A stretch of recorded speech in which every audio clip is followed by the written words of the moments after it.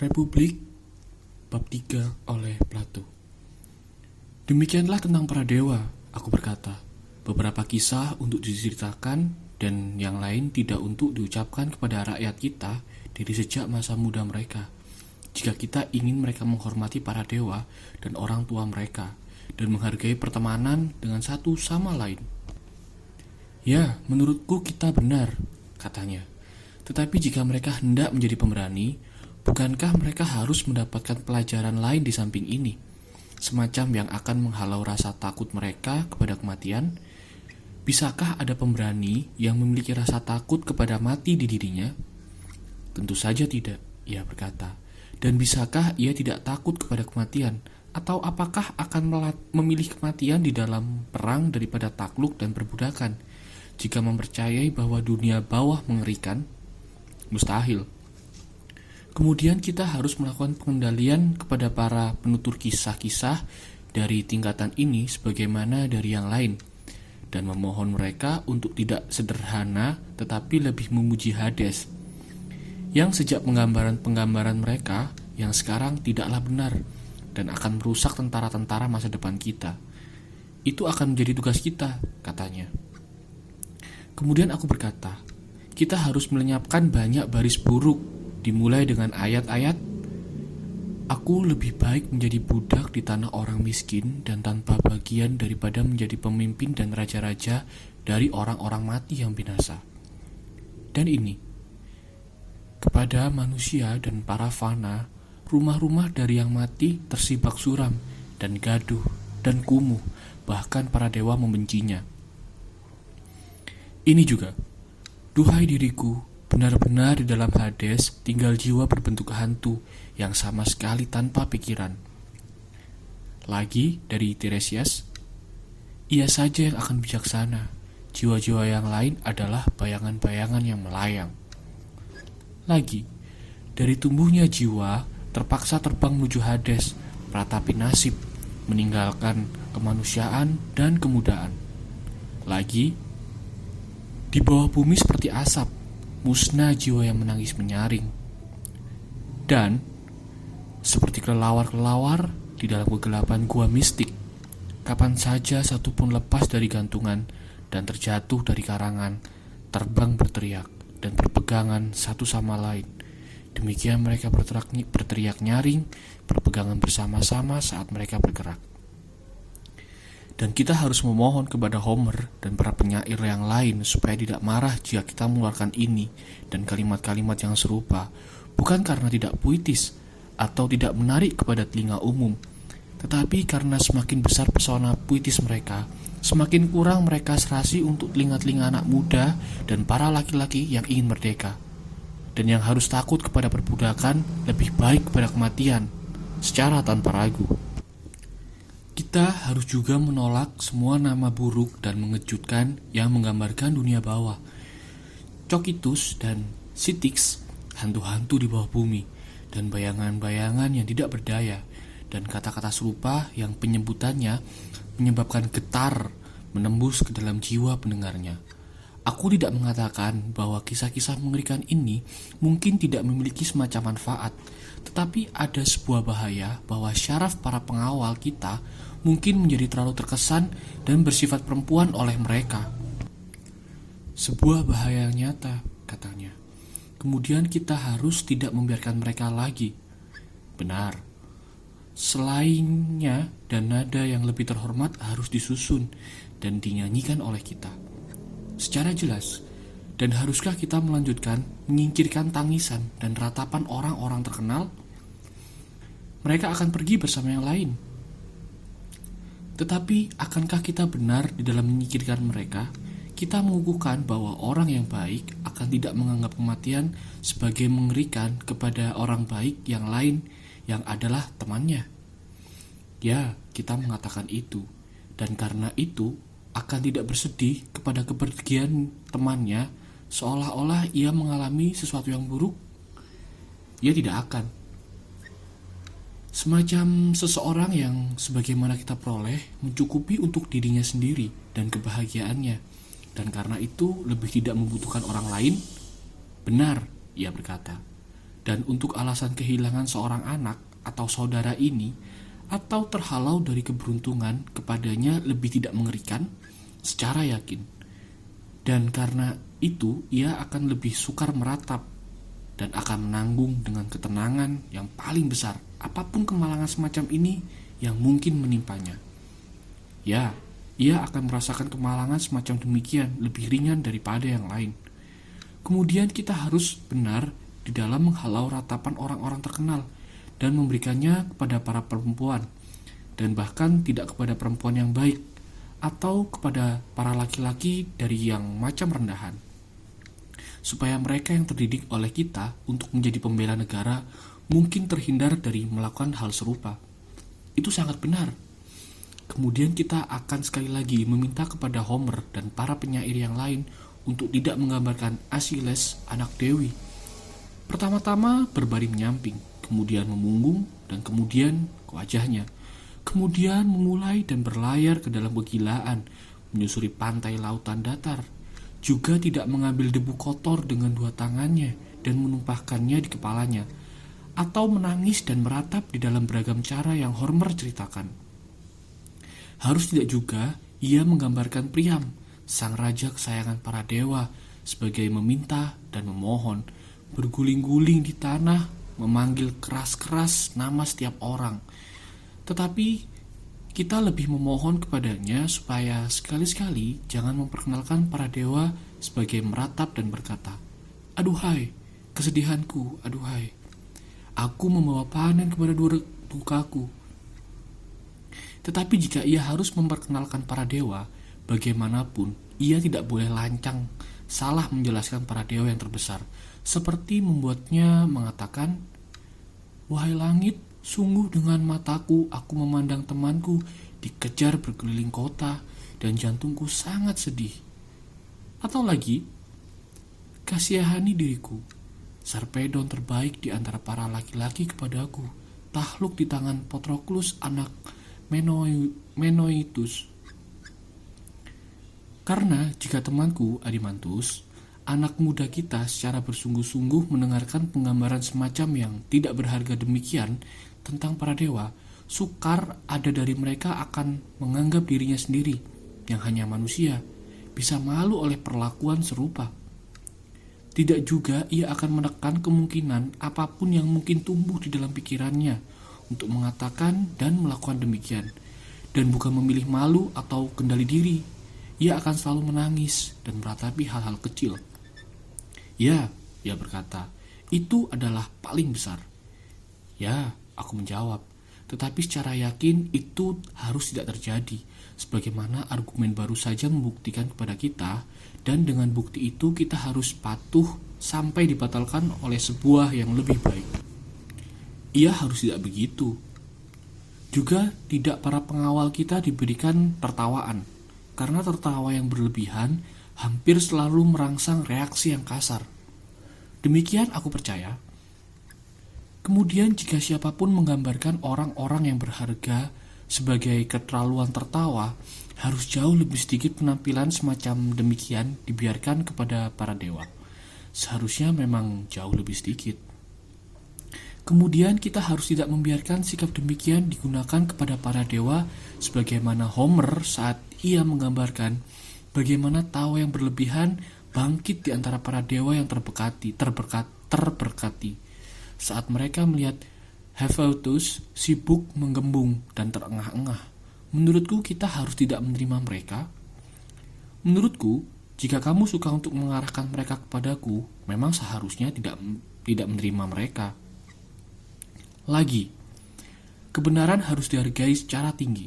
Jika sebagaimana kita katakan, sebuah kebohongan tidaklah berguna kepada para dewa, dan berguna hanya sebagaimana obat kepada manusia, kemudian pengguna obat-obat semacam demikian harus dibatasi kepada para dokter. Diri-diri sendiri tidak berurusan dengan mereka. Secara jelas tidak, ia berkata. Kemudian jika siapapun sama sekali memiliki wewenang berbohong, mereka seharusnya para pemimpin negara, dan mereka di dalam berurusan dengan musuh-musuh atau dengan warga mereka sendiri mungkin dibiarkan berbohong untuk kebaikan umum. Tetapi tidak ada orang yang lain untuk seorang biasa yang membalas berbohong kepada mereka dianggap sebagai suatu kesalahan yang lebih lancang daripada pasien atau murid dari sebuah gimnasia yang tidak membicarakan kebenaran tentang penyakit-penyakit badaniah mereka kepada dokter atau pelatih, atau pelaut yang tidak mengatakan kepada nahkoda apa yang terjadi di kapal dan keseluruhan awak, dan bagaimana hal-hal terjadi dengan dirinya sendiri atau teman-teman para pelaut. Benar, katanya. Kemudian jika penguasa menangkap siapapun selain dirinya sendiri berbohong di dalam negara, siapapun dari para pengrajin, pendeta, atau dokter, atau tukang kayu, ia akan menghukumnya untuk mengenalkan perbuatan yang bersifat menumbangkan dan menghancurkan kapal ataupun negara, pasti secara pasti. Ia berkata, jika ide negara kita dilaksanakan. Selanjutnya, pemuda kita harus bersahaja. Tentu saja, bukankah bagian yang paling penting dari kesahajaan secara umum kepatuhan kepada para pemimpin dan menjadi para pemimpin terhadap selera-selera dan kenikmatan-kenikmatan badaniah dari makanan, minuman, dan lain-lain? Benar. Kemudian kita harus menerima macam bahasa sebagaimana Diomede di dalam Homer. Teman, duduk dan patuhi perkataanku. Dan ayat-ayat yang mengikuti, orang-orang Yunani berbaris dengan nafas berani di dalam kepatuhan kepada pemimpin mereka. Dan ungkapan-ungkapan lain dari macam yang sama. Kita harus demikian. Apa dengan kalimat ini? Wahai yang berat dengan anggur, yang memiliki mata seekor anjing dan jantung seperti rusa. Dan kata-kata yang mengikuti, akankah kamu mengatakan bahwa atau ketidaksopanan serupa yang orang-orang awam biasa tunjukkan kepada para pemimpin mereka di dalam puisi atau prosa adalah pembicaraan yang baik ataukah buruk? Mereka kata-kata yang buruk. Mereka sangat mungkin memberikan hiburan, tetapi mereka tidak menuntut kepada kebersahajaan. Mereka sepertinya akan melakukan keburukan kepada para pemuda kita. Apakah kamu setuju denganku? Ya.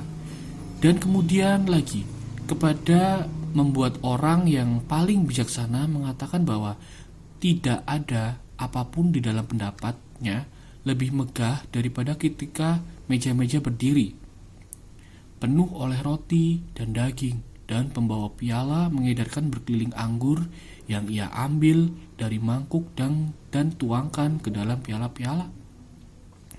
Apakah cocok atau mendukung kesahajaan seorang pemuda mendengarkan kata-kata demikian?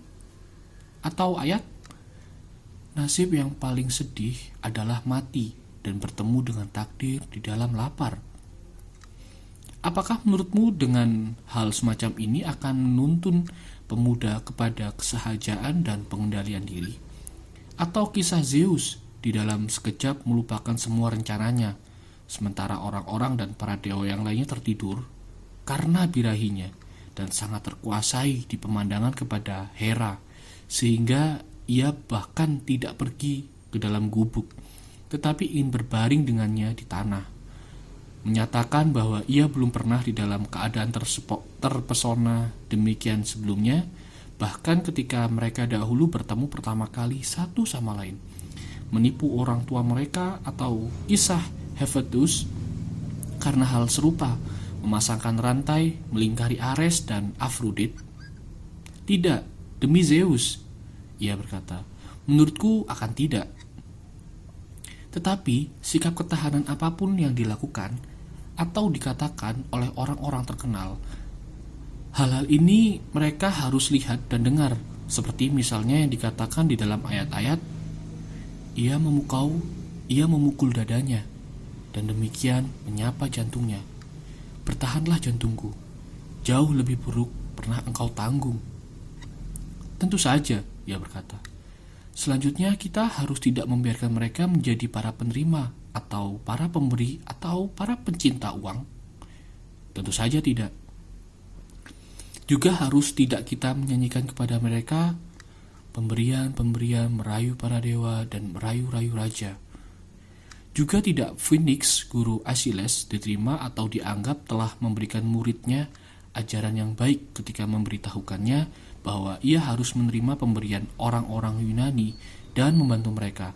Tetapi pemberian ia harus tidak menyampingkan amarahnya. Juga tidak akan kita percaya atau menerima bahwa Archiles sendiri telah menjadi seorang pecinta uang sehingga menerima milik Agamemnon, atau bahwa ketika ia menerima pembayaran ia mengembalikan mayat Hektor, tetapi tanpa pembayaran ia akan tidak ingin melakukan demikian. Tanpa ragu, ia berkata, hal-hal ini bukanlah pernyataan-pernyataan yang bisa diterima. Mencintai Homer sebagaimana aku lakukan, aku secara suka mengatakan bahwa di dalam mengenakan perasaan-perasaan ini kepada Archiles atau mempercayai mereka benar-benar kepadanya, ia bersalah dengan tidak solehan. Sekecil aku bisa mempercayai cerita tentang kelancangan kepada Apollo saat ia mengatakan, Engkau bersalah kepadaku, wahai pemanah-pemanah jauh paling buruk daripada dewa. Pastilah aku mengingini ia bahwa dengan engkau, jika saja aku memiliki kekuatan. Atau kepatuhannya kepada para dewa sungai yang ia siap menjatuhkan tangan kepadanya. Atau persembahannya kepada Patroclus yang telah mati dari rambutnya sendiri, yang sebelumnya telah diberikan kepada dewa sungai lain Cephrasius, dan bahwa ia benar-benar menampilkan sumpah ini.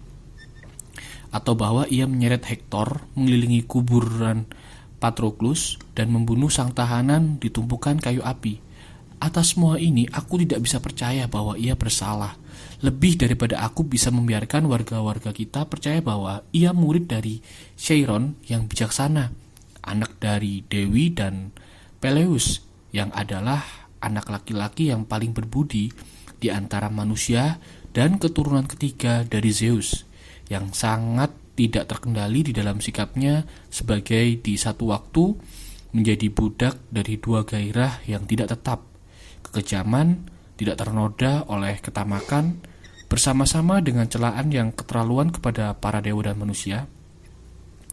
Kamu cukup benar, ia berkata, dan biarkan kita juga menolak percaya atau membiarkan diulangi kisah Theseus, anak Poseidon, atau Peritos, anak Zeus, melakukan pemerkosaan yang mengerikan, atau siapapun pahlawan atau anak dewa berani melakukan hal-hal semacam yang tidak saleh dan mengerikan, sebagaimana mereka secara salah menggambarkan mereka di masa kita.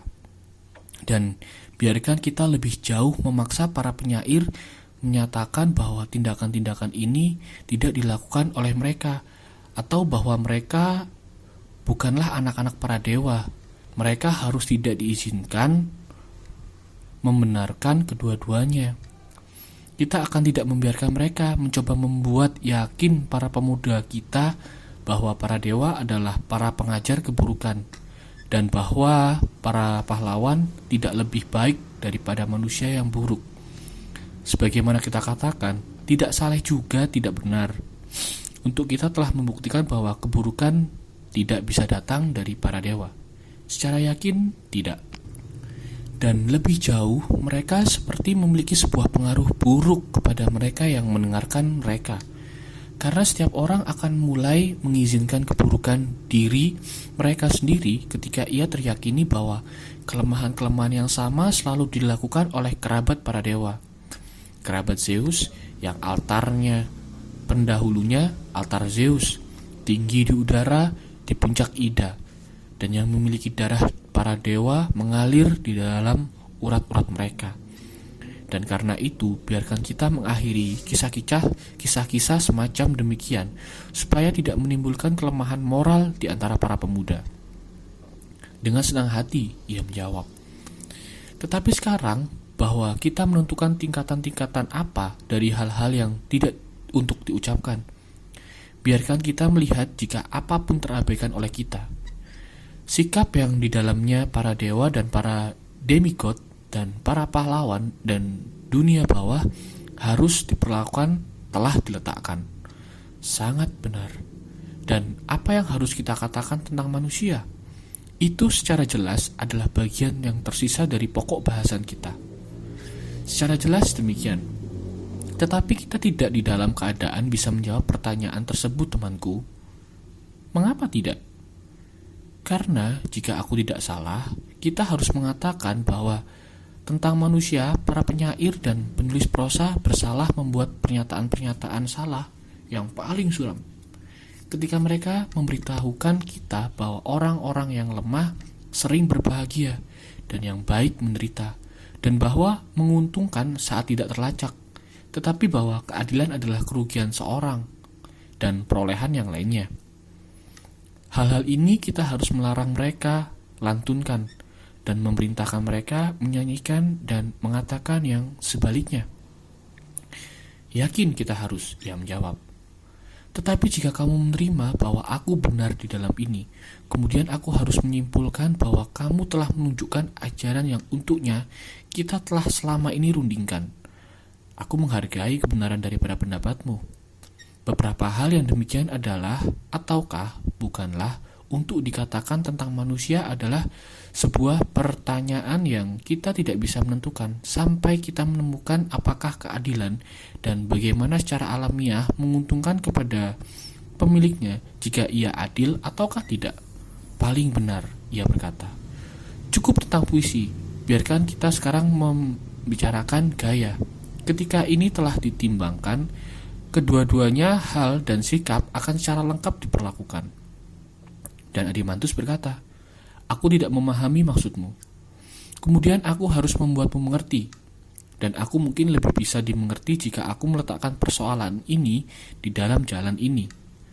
Kamu memahami, aku menyangka bahwa semua mitologi dan puisi adalah penuturan kejadian-kejadian yang lalu, sekarang atau yang akan datang? Tentu saja, ia menjawab. Dan penuturan mungkin penuturan sederhana atau peniruan atau sebuah gabungan dari dua tersebut. Itu lagi, ia berkata, aku tidak cukup mengerti. Aku khawatir bahwa aku harus menjadi seorang guru yang konyol ketika aku sangat sukar membuat diriku bisa dimengerti. Seperti seseorang pembicara yang buruk, karena itu aku akan tidak mengambil keseluruhan pokok pembicaraan tersebut, tetapi akan mengambil sebuah pecahan di dalam penggambaran maksud diriku. Apakah kamu mengerti? Apakah kamu mengetahui baris-baris pertama dari Iliad yang di dalamnya sang penyair mengatakan bahwa Shires memohon Agamemnon supaya melepaskan putrinya dan bahwa Agamemnon menjadi marah kepadanya, sedangkan Shires yang permintaannya tidak terpenuhi mengundang kemarahan para dewa terhadap orang-orang Asea? Ya. Sekarang di sepanjang baris ini, ia memohon kepada semua orang Asea, tetapi terutama dua anak Atreus, dua kembar para pemimpin masyarakatnya sendiri. Ia tidak pernah menuntun kita kepada menganggap bahwa ia adalah siapapun yang lain. Tetapi di dalam apa yang selanjutnya ia mengambil diri Shires, dan kemudian ia melakukan semua yang ia bisa untuk membuat kita mempercayai bahwa sang pembicara bukanlah Homer, tapi sang pendeta tua itu sendiri. Dan di dalam bentuk ganda ini, ia menceritakan keseluruhan penuturan kisah-kisah di Troy dan Ithaca dan keseluruhan Odyssey. Benar. Dan sebuah penuturan, tinggallah kedua-duanya di dalam perkataan-perkataan yang sang penyair ucapkan di waktu ke waktu dan di dalam pertengahan jalan. Cukup benar. Tetapi ketika sang penyair berbicara seolah-olah di dalam diri yang lain, mungkinkah kita tidak mengatakan bahwa ia menyesuaikan gayanya kepada yang lain, sebagaimana ia memberitahukanmu sedang berbicara? Tentu saja. Dan penyesuaian dirinya sendiri kepada yang lain ini menggunakan suara ataupun gerakan adalah peniruan orang yang dirinya ia anggap. Tentu saja. Kemudian di dalam kejadian ini, penuturan penyair mungkin dikatakan terjadi oleh jalan peniruan. Benar. Atau jika penyair dimanapun tampak dan tidak pernah menyembunyikan dirinya sendiri, kemudian ia lagi peniru terjatuh dan puisi-puisinya menjadi penuturan sederhana. Bagaimanapun di dalam tujuan bahwa aku mungkin membuat maksud diriku cukup jelas, dan supaya kamu mungkin tidak lagi mengatakan, aku tidak mengerti. Aku akan menunjukkan bagaimana perubahan tersebut mungkin berpengaruh. Jika Homer mengatakan, sang pendeta datang, memiliki barang-barang anak perempuan di dalam tangannya, memohon orang-orang Acaya dan di atas semua raja. Dan kemudian jika melain dari berbicara di dalam diri Ceres, ia melanjutkan di dalam dirinya sendiri. Kata-kata tersebut akan menjadi bukan peniruan, tetapi penuturan sederhana.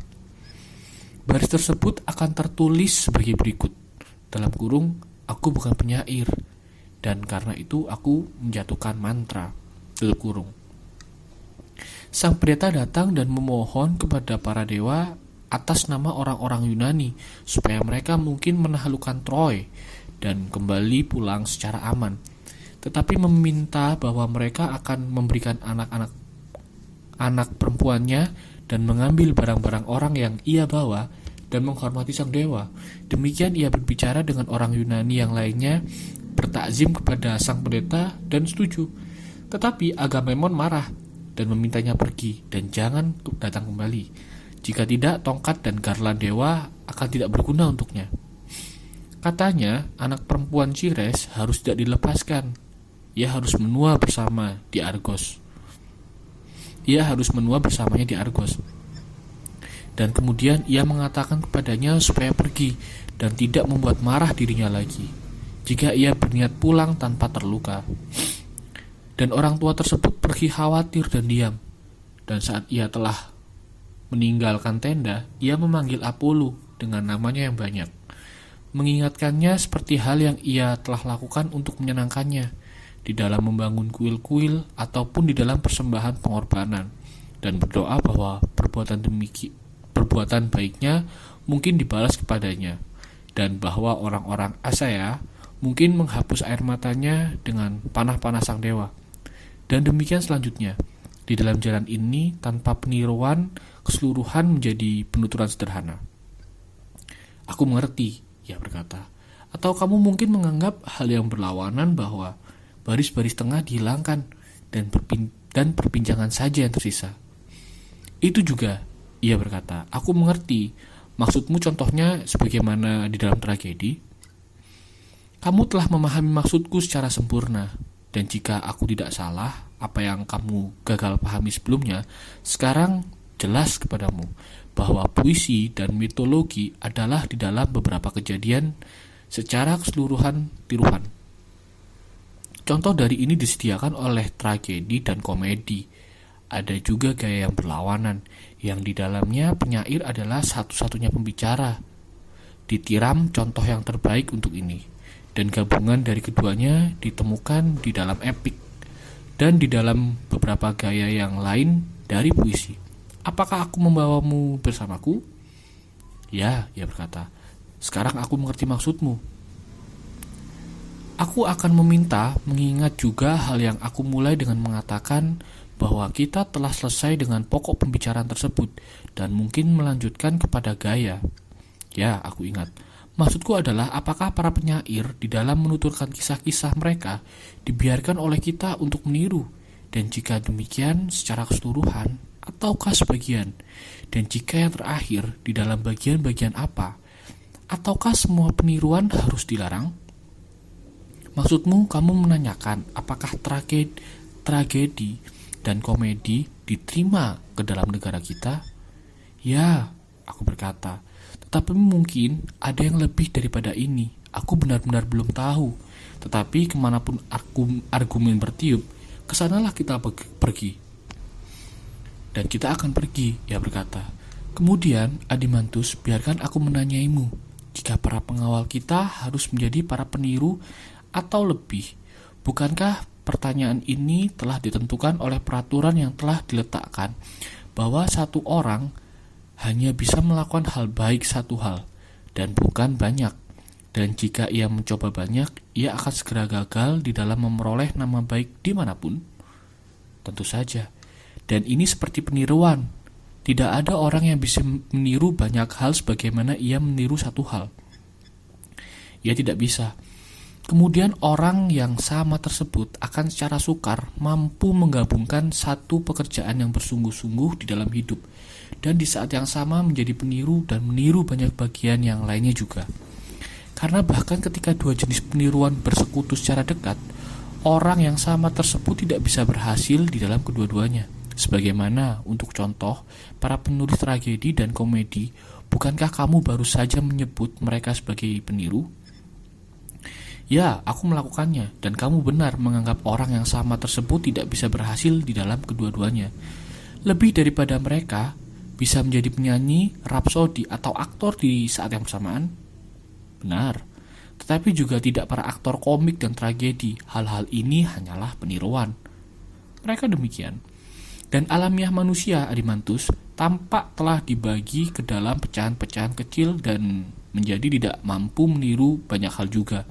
Sebagaimana menampilkan baik tindakan-tindakan yang kepadanya peniruan-peniruan adalah salinan-salinan. Benar, ia menjawab.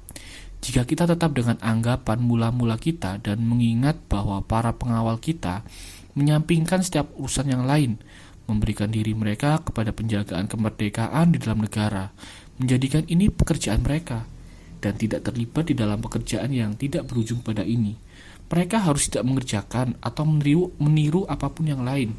Jika mereka meniru sama sekali, mereka harus meniru di sejak masa muda mereka kepada watak-watak yang sesuai dengan pekerjaan mereka, yang berani, bersahaja, suci, merdeka. Dari peniruan, mereka akan menjadi apa yang mereka tiru. Apakah kamu tidak pernah mengamati bagaimana peniruan-peniruan dimulai di awal masa muda dan berlanjut ke dalam hidup, akhirnya tumbuh ke dalam kebiasaan-kebiasaan dan menjadi alamiah kedua, memengaruhi badan, suara, dan pikiran? Tentu saja, ia berkata. Kemudian kataku, kita akan tidak membiarkan mereka yang kita jaga dan yang kita katakan akan menjadi orang-orang yang baik, dari meniru perempuan tua ataupun muda, bertengkar dengan suaminya, menantang langit, berkata-kata melebih-lebihkan, menyombongkan keberuntungannya, atau di dalam kemalangan dan dikuasai oleh kesedihan dan tangisan. Dan tentu saja bukan seorang yang sakit, cinta, ataupun perburuhan. Sangat benar katanya. Mereka juga harus tidak menirukan para budak, laki-laki ataupun perempuan, dan melakukan urusan-urusan para budak. Mereka harus tidak. Dan secara yakin, bukan orang-orang yang buruk, pengecut, atau apapun yang lainnya yang melakukan kebaikan dari apa yang kita telah gambarkan, mencaci dan mengejek satu sama lain, mengucapkan kata-kata buruk di dalam minum atau tidak di dalam minum, atau yang di dalam cara apapun berdosa satu sama lain melawan diri mereka sendiri dan tetangga-tetangga mereka di dalam perkataan dan perbuatan. Juga tidak mereka dilatih meniru tindakan ataupun perkataan para laki-laki dan para perempuan yang gila dan buruk, untuk gilaan seperti kejahatan, untuk diketahui tetapi bukan untuk dilakukan atau ditiru. Benar, ia menjawab. Bagaimana dengan ini? Aku berkata, apakah mereka akan meniru pandai besi dan para pengrajin yang lain, atau para pendayung perahu dan semua yang menguras waktu mereka, atau hal-hal yang lain yang berhubungan dengan ini? Bagaimana mereka bisa? Ia berkata, sementara mereka tidak dibiarkan memikirkan apapun dari hal-hal ini. Juga tidak mereka menirukan ringkik kuda, lenguhan kerbau, riak sungai, dan ombak lautan guruh, dan semua hal semacam itu? Tidak, katanya. Jika kegilaan dilarang, juga tidak salinan dari tingkah-tingkah orang gila. Maksudmu? Aku berkata, jika aku benar memahamimu, bahwa ada satu macam gaya penuturan yang mungkin dikerjakan oleh orang-orang yang benar-benar baik saat ia memiliki apapun untuk dikatakan, dan bahwa macam yang lainnya akan digunakan oleh orang dan pendidikan yang berlawanan. Apa dan apa dua macam ini? Ia bertanya. Anggap, aku menjawab, bahwa orang yang adil dan baik di dalam hal penuturan tiba di suatu perkataan atau tindakan orang baik yang lain, aku harus membayangkan bahwa ia akan menjelmakannya, dan aku tidak malu kepada peniruan semacam ini. Ia akan paling bersedia memainkan peran orang baik tersebut ketika ia bersikap secara tangguh dan secara bijaksana. Di dalam sebuah derajat yang lebih rendah, ketika ia ditemui penyakit atau cinta atau minuman atau bertemu dengan kecelakaan lain manapun. Tetapi ketika ia tiba di pribadi yang tidak bernilai kepadanya, ia akan tidak mempelajari itu. Ia akan menganggap hinaan orang yang demikian dan akan melakukan keserupaannya jika sama sekali, untuk hanya sebentar saat ia melakukan suatu tindakan yang baik. Di saat yang lain, ia akan malu memainkan sebuah bagian yang ia tidak pernah lakukan. Juga tidak akan ia menyukai untuk menyerupakan dan membentuk dirinya sendiri berdasarkan contoh-contoh yang hina. Ia merasa pekerjaan seni semacam demikian, kecuali di dalam lucu, berada di bawahnya, dan pikirannya memberontak padanya. Demikianlah aku harapkan, ia menjawab. Kemudian ia akan mengambil cara penuturan semacam yang kita telah gambarkan keluar dari Hormer, yaitu gayanya akan kedua-duanya peniruan dan penuturan. Tetapi akan ada sangat sedikit dari yang terdahulu dan banyak dari yang terkemudian. Apakah kamu setuju? Tentu saja, ia berkata. Itu adalah contoh pembicaraan semacam demikian harus diambil secara perlu. Kemudian aku berkata, ada macam pribadi yang lain yang akan menuturkan apapun, dan semakin buruk kebohongan, semakin ia akan menjadi tidak beradab. Tidak ada yang akan terlalu buruk untuknya, dan ia akan bersedia meniru apapun, bukan sebagai melucu, tetapi di dalam cara yang baik dan di hadapan teman yang banyak. Sebagaimana aku baru saja katakan, ia akan berusaha menghadirkan suara guruh, suara ribut dari angin dan aula, atau derik roda-roda dan takal, dan bermacam-macam suara suling, pipa, trompet, dan semua macam alat musik yang lain. Ia akan menggonggong seperti anjing, mengembik seperti domba, atau berkokok seperti ayam jantan. Keseluruhan seni dirinya akan terdiri dari peniruan suara dan sikap, dan akan ada sangat sedikit penuturan. Itu, ia berkata, akan menjadi caranya berbicara. Ini kemudian adalah dua macam gaya? Ya, dan kamu akan setuju denganku di dalam mengatakan bahwa satu dari mereka adalah sederhana dan hanya memiliki sedikit perubahan.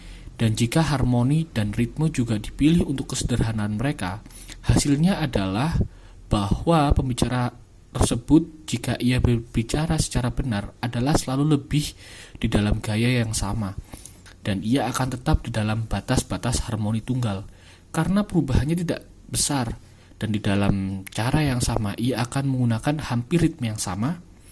Itu cukup benar, ia berkata. Sementara yang lainnya membutuhkan semua macam harmoni dan semua macam ritme.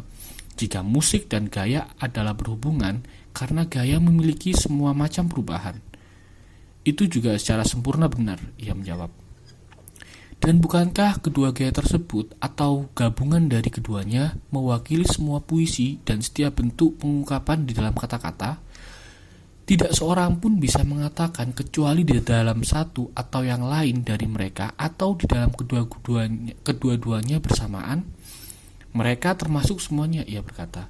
Dan haruskah kita menerima ke dalam negara kita semua tiga gaya tersebut, ataukah hanya satu dari dua yang bukan tercampur, atau akankah kamu memasukkan yang tercampur?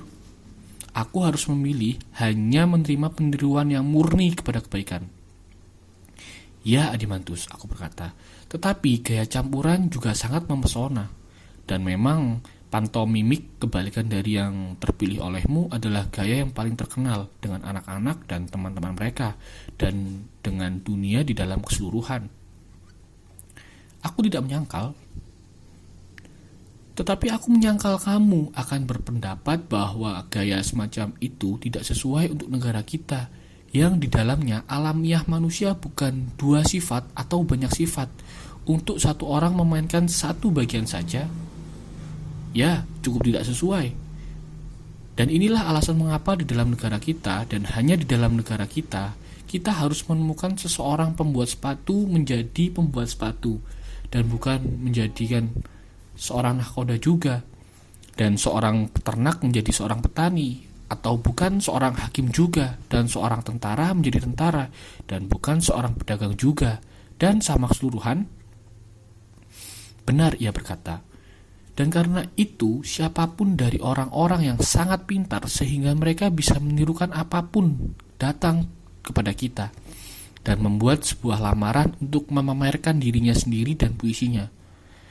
Kita akan terjatuh dan menyembahnya sebagai hal yang suci dan indah, tetapi kita harus memberitahukannya bahwa di dalam negara kita, orang semacam ia tidak diizinkan ada.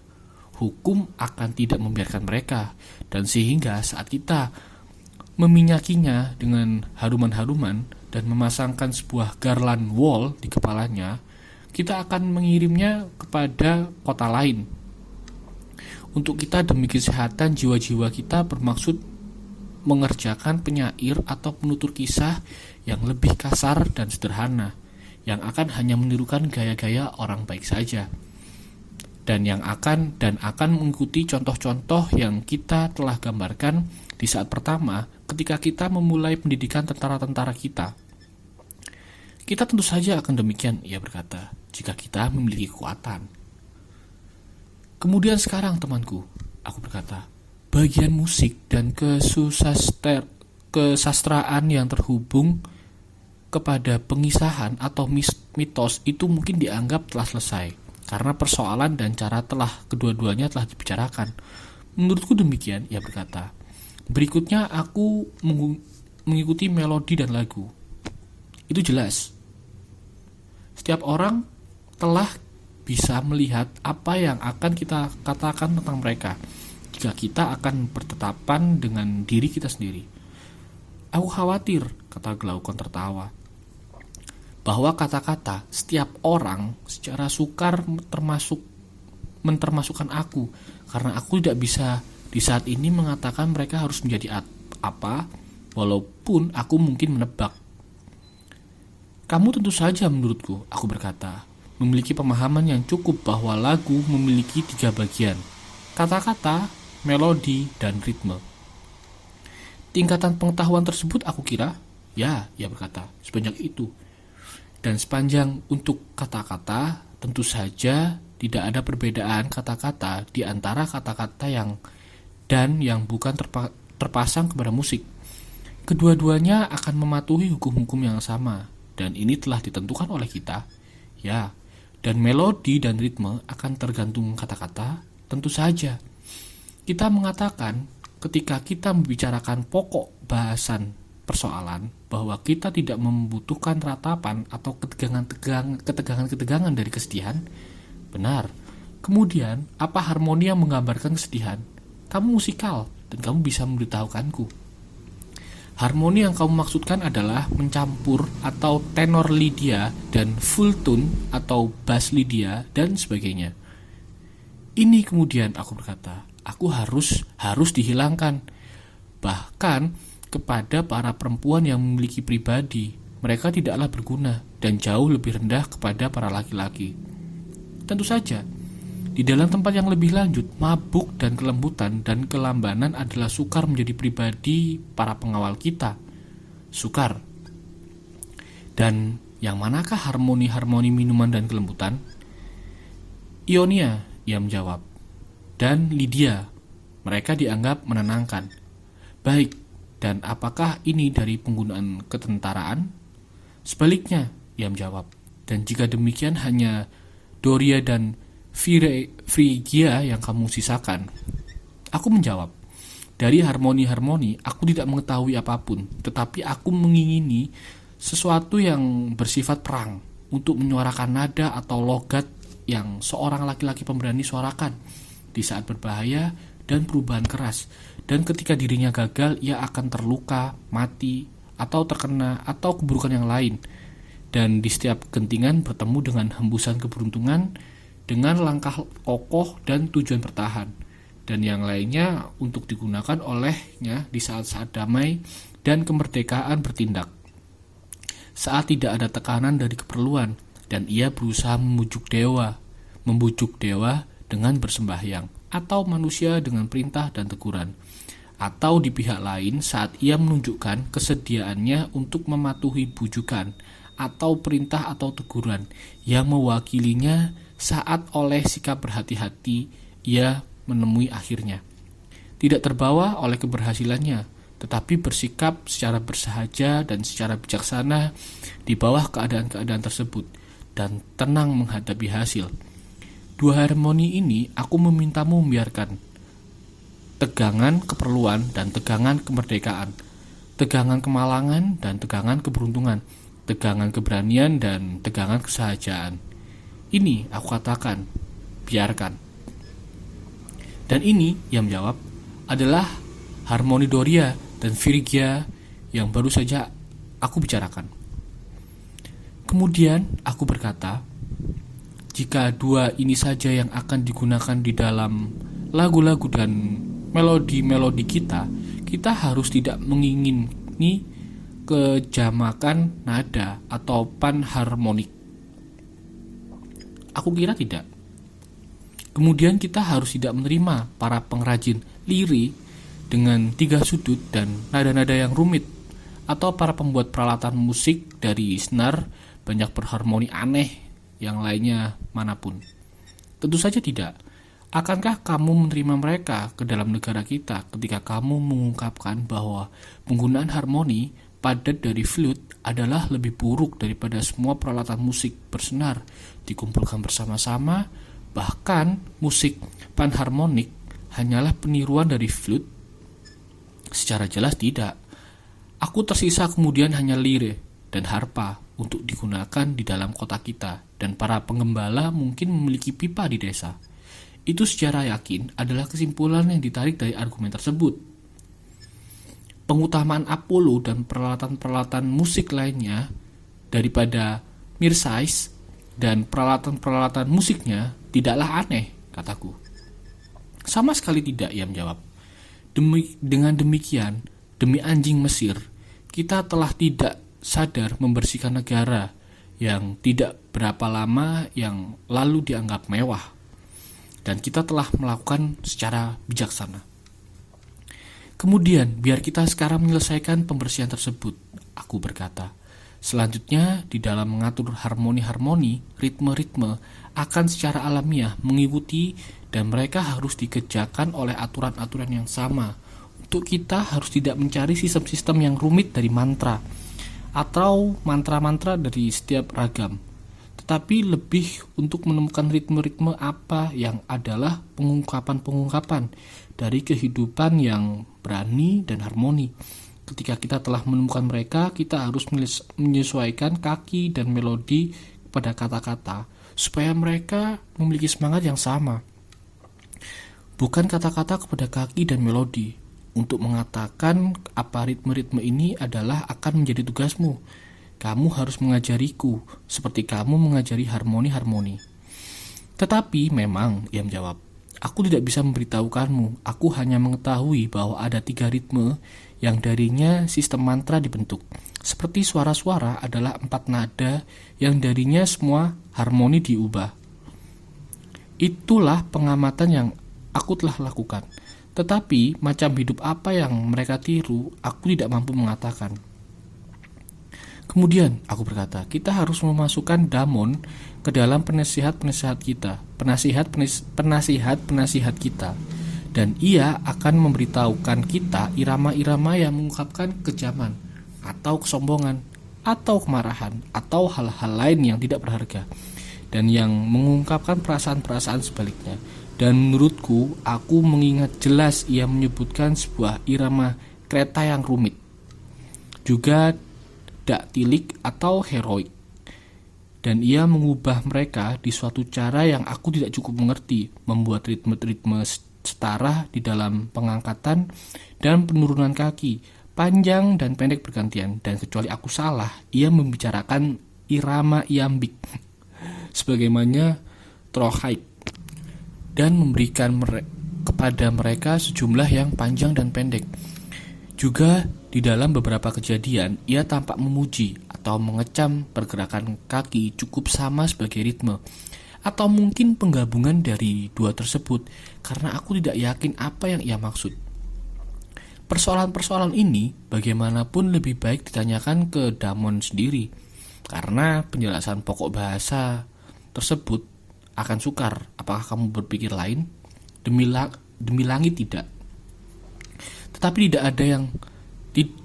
tidak ada kesukaran di dalam melihat bahwa berkat atau ketiadaan berkat adalah pengaruh dari ritme yang baik atau buruk. Sama sekali tidak. Dan juga bahwa ritme yang baik dan yang buruk itu berbaur kepada gaya yang baik dan gaya yang buruk, dan bahwa harmoni dari sumbang di dalam cara yang serupa mengikuti gaya.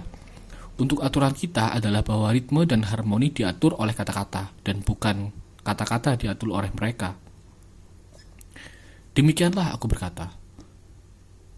Demikianlah ia berkata, mereka harus mengikuti kata-kata. Dan bukankah kata-kata dan sifat dari gaya akan tergantung kepada keadaan jiwa? Ya. Dan semua yang lainnya kepada gaya? Ya.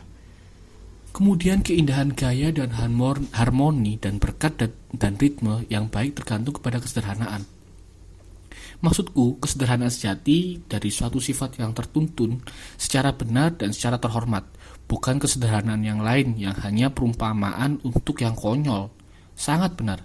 Dan jika pemuda kita akan melakukan pekerjaan mereka di dalam kehidupan, bukankah mereka harus menjadikan berkat-berkat dan harmoni-harmoni ini sebagai tujuan mereka secara terus-menerus?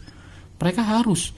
Dan secara yakin, banyak dari mutu-mutu ini di dalam seni melukis dan setiap seni menciptakan dan membangun yang lainnya adalah penuh oleh mereka, menenun, menyulam, arsitektur, dan setiap macam manufaktur, juga alam, binatang, dan tumbuhan. Di dalam semua mereka ada kehadiran berkat atau ketiadaan berkat. Dan kejelekan dan sumbang dan ketidakharmonisan gerakan adalah bersekutu dengan secara dekat kepada kata-kata yang jelek dan alamiah yang jelek. Sebagaimana berkat dan harmoni adalah saudara perempuan kembar dari kebaikan dan kehormatan dan membawa keserupaan mereka. Itu cukup benar, ia berkata. Tetapi, haruskah pengawasan kita tidak pergi lebih jauh dan para penyair saja yang diharuskan oleh kita untuk mengungkapkan gambar yang baik di dalam pekerjaan-pekerjaan mereka? Dirasa sakit jika mereka melakukan apapun yang lain, dari pengusiran dari negara kita, atau pengendalian yang serupa, diluaskan kepada seniman-seniman yang lain, dan apakah mereka juga dilarang mempertunjukkan bentuk-bentuk yang berlawanan, kejahatan dan ketidakbersahajaan dan kekejaman, ketidaksenonohan di dalam ukiran dan bangunan dan seni menciptakan yang lainnya. Dan ia yang tidak bisa mengikuti peraturan kita ini dicegah mengerjakan seninya di dalam negara kita. Jika tidak, cita rasa warga kita akan terendahkan olehnya. Kita akan tidak memiliki para pengawal kita tumbuh di tengah-tengah kemerosotan adab, sebagai di suatu padang gembala yang berbahaya. Dan di sana ia menyantap dan diberi makanan semak dan bunga beracun hari demi hari, sedikit demi sedikit, sampai mereka secara diam-diam mengumpulkan sebuah kebusukan yang banyak dari perendahan di dalam jiwa mereka sendiri. Biarkan para seniman kita lebih dari mereka yang dianugerahi penglihatan alamiah yang sebenarnya dari yang indah dan yang terberkati.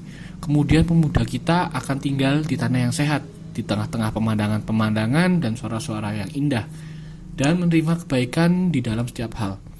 Dan keindahan, pengaruh dari pekerjaan-pekerjaan yang indah, harus mengalir ke dalam mata dan telinga, seperti hembusan pemberi kesehatan di sebuah daerah yang lebih murni, dan secara tanpa disadari membimbing jiwa sejak tahun-tahun paling awal ke dalam keserupaan dan simpati dengan keindahan dari alasan. Tidak bisa ada latihan yang lebih terhormat daripada itu, ia menjawab. Dan karena itu, aku berkata, Glaukon, pelatihan musik adalah sebuah alat yang lebih berpotensi daripada apapun.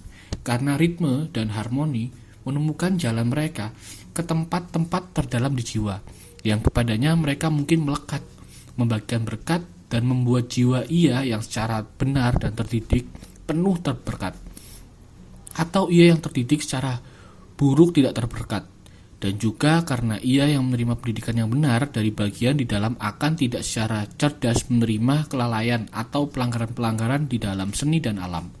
Dan dengan sebuah rasa yang benar, sementara ia memuji dan bergembira dan menerima ke dalam jiwanya kebaikan dan menjadi baik dan terhormat, ia akan secara adil menyalahkan dan membenci keburukan. Sekarang di hari-hari di masa mudanya, bahkan sebelum ia mampu mengetahui alasan mengapa. Dan ketika alasan datang, ia akan mengenali dan menyambut teman-teman tersebut yang pendidikannya telah membuatnya akrab. Ya, ia berkata, demikianlah pendidikan musik. Sebagaimana di dalam membaca, aku berkata, kita puas ketika kita mengetahui huruf-huruf yang adalah sangat sedikit di dalam semua ukuran mereka yang berubah-ubah dan gabungan-gabungannya.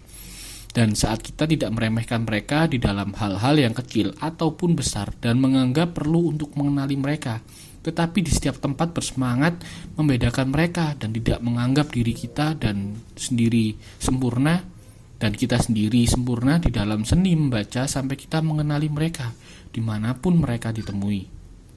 Benar, atau sebagaimana kita mengenali pantulan huruf-huruf di dalam air atau di dalam sebuah cermin. Hanya ketika kita mengetahui huruf-huruf saja, seni dan pembelajaran yang sama memberikan kita pengetahuan dari kedua-duanya secara tepat. Kemudian, bukankah aku benar di dalam mengatakan bahwa dengan nilai yang sama, kita akan tidak pernah menjadi pemusik sejati? Tidak kita juga, tidak para pengawal kita yang kita didik, sampai kita dan mereka mampu mengenali bentuk-bentuk kesadaran diri, keberanian, kebebasan, dan ketinggian budi, dan sebagainya, dan yang berlawanan dengannya di dalam semua gabungan mereka, dan bisa mengenali gambar-gambar mereka dimanapun mereka ditemukan. Bukan meremehkan mereka di dalam hal-hal kecil ataupun besar, tetapi mempercayai mereka ada di dalam lingkungan seni dan di dalam pembelajaran yang sama, paling tidak. Dan ketika sebuah jiwa yang indah terharmonisasi dengan sebuah bentuk yang indah dan keduanya dituangkan di dalam satu wadah, itu akan menjadi pemandangan yang paling indah kepada kita yang memiliki mata untuk melihatnya. Yang paling indah memang. Dan yang paling indah adalah juga yang paling bisa dicintai. Itu mungkin diterima. Dan orang yang memiliki semangat harmoni akan paling mencintai yang paling bisa dicintai. Dan ia yang dari jiwa yang tidak terharmoni tidak mencintai. Itu benar, ia menjawab. Jika kekurangan tersebut ada di dalam jiwa, tetapi jika hanya badaniah, ia akan bersabar kepadanya dan akan tetap mencintainya. Aku mendapati, aku berkata, bahwa kamu telah dan pernah memiliki pengalaman-pengalaman dari macam ini, dan aku setuju. Tetapi biarkan aku mengajukan pertanyaan lain. Apakah berlebihan kenikmatan memiliki daya tarik kepada kesahajaan? Bagaimana bisa? Ia menjawab. Sejak kenikmatan menghindari seseorang dari penggunaan akalnya cukup sebanyak rasa sakit atau daya tarik kepada kebaikan di dalam umum. Tidak ada apapun. Daya tarik kepada kecerobohan dan tidak bersahaja. Ya, yang paling benar. Apakah ada kenikmatan yang lebih besar atau lebih tajam daripada yang dihubungkan kepada Afrodit? Tidak ada. Juga tidak ada yang lebih gila. Sementara cinta sejati adalah cinta kepada keindahan dan keteraturan, bersahaja dan harmonis. Cukup benar. Ia berkata. Kemudian tidak ada kesahajaan ataupun kegilaan yang dibiarkan mencapai cinta sejati. Tentu saja tidak. Kemudian kenikmatan yang gila atau tidak bersahaja semacam ini harus tidak pernah mendekati pecinta dan yang dicintai. Tidak ada dari mereka yang bisa mengambil bagian di dalamnya jika cinta mereka adalah dari macam yang benar. Tidak, demi Sokrates, ia harus tidak pernah mendekati mereka. Kemudian aku menyangka bahwa di dalam kota yang kita bangun, kamu akan membuat sebuah hukum untuk mempengaruhi bahwa seorang teman harus tidak memberikan keakraban kepada yang dicintainya melebihi yang seorang ayah berikan kepada anaknya. Dan kemudian hanya untuk sebuah tujuan yang terhormat, ia harus pertama-tama memiliki izin yang lainnya. Dan peraturan ini membatasi di dalam semua pertemuan, dan ia akan tidak pernah terlihat pergi lebih jauh, atau jika ia melampaui, ia akan dianggap bersalah atas kekasaran dan selera yang buruk. Aku cukup setuju, ia berkata. Sebanyak demikianlah dari musik yang membuat sebuah akhir yang indah. Karena apakah yang harus menjadi akhir dari musik jika bukan cinta kepada keindahan? Setelah musik datang senam yang di dalamnya pemuda kita lebih lanjut dilatih. Tentu saja, di dalam ini mereka harus dilatih secara berhati-hati dari tahun-tahun awal dan berlanjut di sepanjang hidup. Sekarang kepercayaanku adalah, dan ini adalah sebuah persoalan yang aku harus suka memiliki pendapatmu di dalam penyesuaian denganku. Tetapi kepercayaanku adalah bukanlah badan yang baik oleh kebaikan badaniah yang meningkatkan jiwa, tetapi sebaliknya, bahwa jiwa yang baik oleh kebaikannya meningkatkan badan sejauh yang mungkin. Apa yang kamu katakan? Ya, aku setuju. Kemudian, kepada pemikiran, ketika terlatih secara cukup, kita benar-benar di dalam memberikan perawatan yang lebih khusus kepada badan. Dan demi menghindari bertele-tele, kita sekarang hanya memberikan garis-garis besar dari pokok bahasan tersebut. Sangat baik. Bahwa mereka harus tidak mabuk telah tertandai oleh kita. Karena dari semua orang, seorang pengawal harus menjadi yang paling terakhir mabuk dan tidak mengetahui di mana di dunia ia berada. Ya, ia berkata. Seorang pengawal yang membutuhkan pengawal lain untuk menjaganya memang konyol. Tetapi selanjutnya, apa yang harus kita katakan tentang makanan mereka? Karena mereka di dalam pelatihan untuk perlombaan yang paling besar, bukankah demikian? Ya, ia berkata. Dan apakah kebiasaan badan dari para atlet kita sesuai kepada mereka? Mungkin saja. Aku khawatir, aku berkata. Kebiasaan badan yang mereka miliki adalah dari macam mengantuk dan lebih bersifat membahayakan kesehatan. Tidakkah kamu mengamati bahwa atlet-atlet ini menidurkan hidup mereka dan terbuka kepada bahaya sakit yang paling berbahaya jika mereka berangkat di dalam derajat yang sangat kecil dari pasukan mereka yang biasanya? Ya, aku melakukan.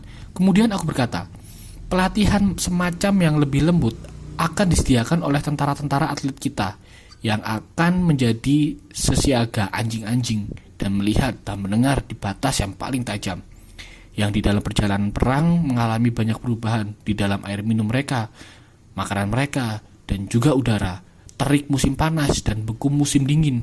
Mereka harus tidak bisa jatuh dalam kesehatan. Itu pandanganku. Senam-senam yang benar-benar baik adalah kembar saudara perempuan dari musik sederhana yang baru saja kita gambarkan. Bagaimana demikian? Mengapa aku melihat bahwa ada sebuah senam yang seperti musik kita, sederhana dan baik, dan terutama senam ketentaraan? Apa maksudmu? Maksudku mungkin dipelajari dari Hormer.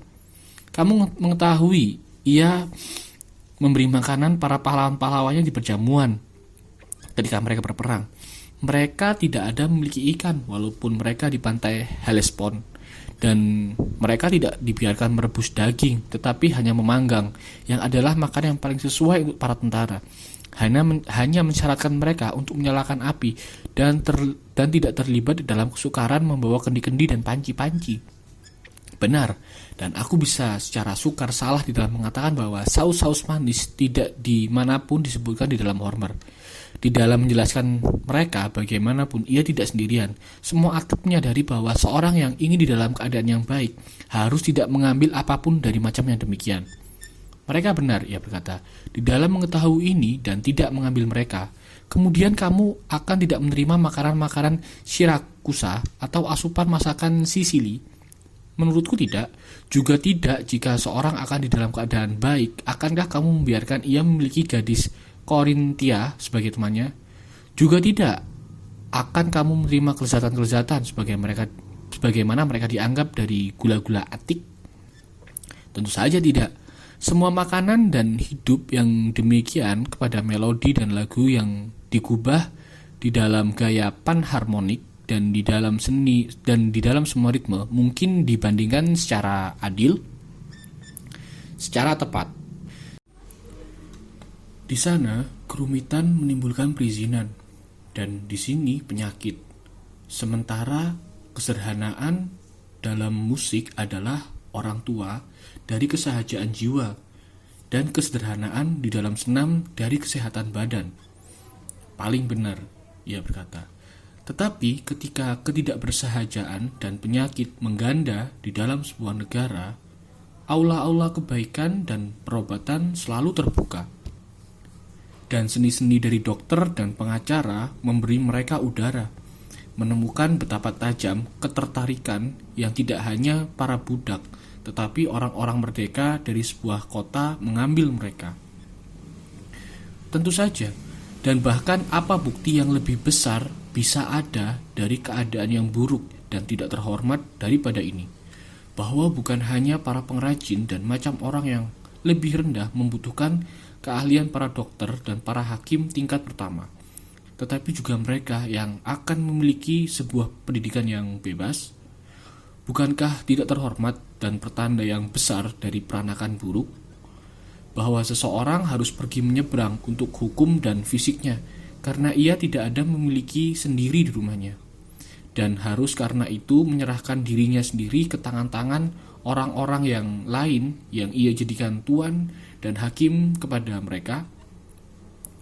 Dari semua hal, ia berkata, yang paling tidak terhormat. Akankah kamu mengatakan paling? Aku berkata, ketika kamu menimbangkan bahwa ada tahapan keburukan yang lebih lanjut yang di dalamnya seseorang bukan hanya perkara seumur hidup, melewati semua harinya di sidang-sidang sebagai penggugat ataupun tergugat, tetapi sebenarnya tertuntun oleh selera buruknya kepada membanggakan dirinya sendiri di perkaranya. Ia menyangka dirinya ahli di dalam ketidakjujuran yang mampu mengambil setiap belokan dan menyelinap di dalam setiap lubang, membungkuk seperti Witte dan keluar dari jalur keadilan. Dan semuanya untuk apa? Supaya memperoleh penilaian-penilaian kecil yang tidak berharga untuk disebutkan.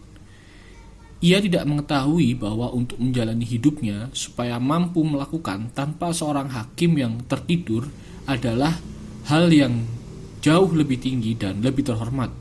Bukankah itu masih lebih tidak terhormat? Ya, ia berkata, itu masih lebih tidak terhormat. Baik, aku berkata, dari pertolongan obat bukan ketika sebuah luka harus disembuhkan atau wabah, tetapi hanya karena oleh kemalasan dari sebuah kebiasaan hidup semacam yang telah kita jelaskan. Manusia mengisi diri mereka sendiri dengan air dan angin, seolah-olah badan mereka adalah sebuah rawa, memaksa anak-anak yang cerdas dari Asclepius untuk menemukan lebih banyak nama untuk penyakit-penyakit, semacam gas perut dan radang ingus. Bukankah ini juga sebuah ketidakhormatan? Ya, ia berkata, mereka tentu saja memberikan nama-nama yang sangat aneh dan baru kepada penyakit-penyakit. Ya, aku berkata, dan aku tidak percaya bahwa ada semacam penyakit demikian di masa Asclepius.